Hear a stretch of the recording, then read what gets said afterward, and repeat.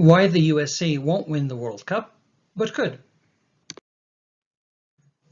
Imagine for a second a different world. A bleak, sad world where there is no Premier League, no La Liga, no Bundesliga, no Serie A, no Ligue 1, and no Champions League. Instead, there is just one 28-team pan-European league where aspiring clubs have to pay an inflated franchise fee to join, and in so doing become an operator of a league franchise rather than an independent club. This mixed soccer model has no relegation in order to protect investment, and subsequently has no community legitimacy and no real incentive for innovation or competition. A few regionally based amateur and semi-pro leagues struggle to survive in this environment, hoping to become official feeder leagues, and while the official media outlets sing the praises of the system, optimistic about the young starlets being developed that will surely join the pantheon of international superstars in 4 years' time, independent reporters endlessly debate the merits of pro-rel and other concepts that will solve any and all system-related issues. In an environment such as this, how popular do you think that European football would be? How special would a league match be as a spectator or as a viewer, as a fan or as an ultra?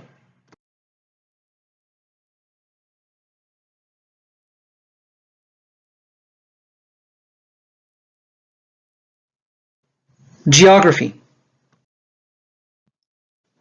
When people discuss the USA and its soccer system, one factor that often goes overlooked, but should be the first to be taken into account, is its massive size.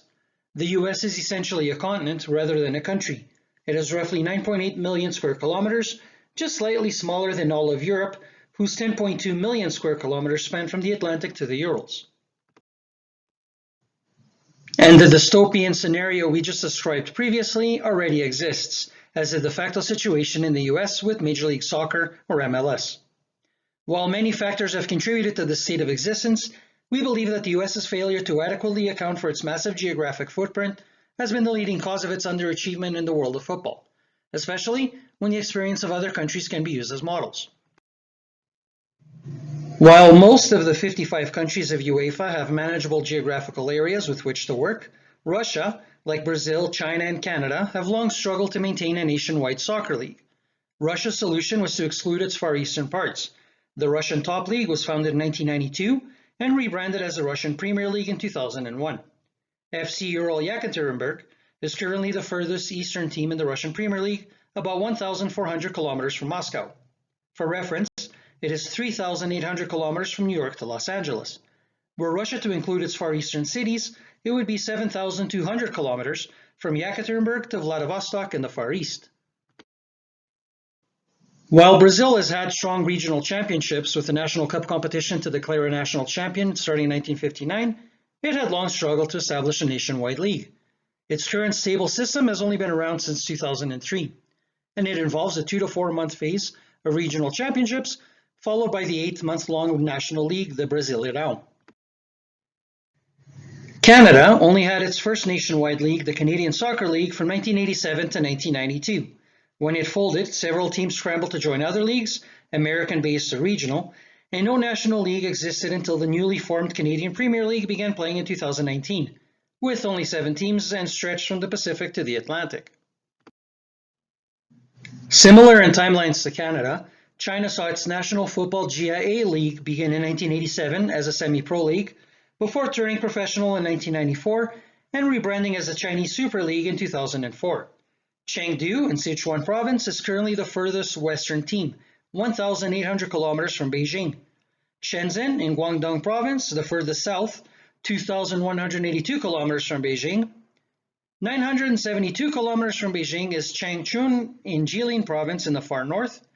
For reference, Chengdu is 4,000 kilometers from Kochi in far western China. Similar in timelines to Canada, China saw its National Football GIA League begin in 1987 as a semi-pro league, before turning professional in 1994 and rebranding as the Chinese Super League in 2004.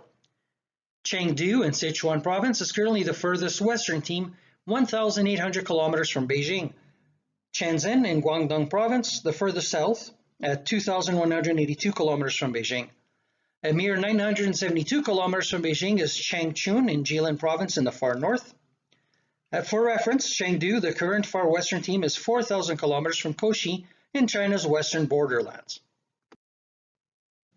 The USA, being the USA, chose to follow the model of the Big Five American leagues: the National Football League, or NFL, Major League Baseball, MLB, National Basketball League, NBA, the National Hockey League, NHL, and the college sports system, especially football and basketball. All of these leagues have a national footprint and include all the biggest television markets, resulting in the MLS having to have teams from one coast play regular season games against teams from the opposite coast. Imagine a team from Lisbon, Portugal, playing teams from Yekaterinburg, Russia, or Ural, Kazakhstan.